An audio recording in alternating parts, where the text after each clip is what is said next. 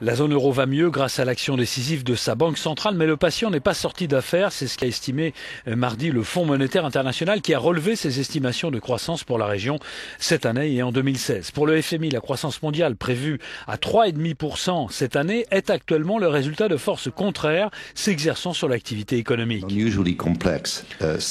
Un ensemble de forces complexes et inhabituelles façonnent l'économie mondiale, a affirmé le chef économiste du FMI. Quelques-unes comme la baisse des prix du pétrole et le mouvement des parités de change sont clairement visibles. Mais ceux provenant de l'héritage de la crise et qui impactent la croissance potentielle le sont moins.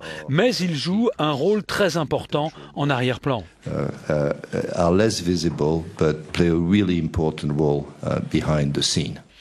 Après une croissance mondiale de 3,4% en 2014, le FMI prévoit cette année une légère augmentation à 3,5%, très loin de la prévision de croissance en Inde, 7,5% cette année. L'institution internationale anticipe désormais 1,5% de progression de l'activité économique dans la zone euro, les États-Unis devant connaître une croissance de 3,1%.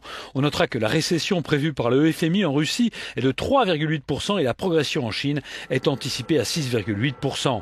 Pour la France, la prévision passe pour 2015 de 0,9% en janvier dernier à 1,2%.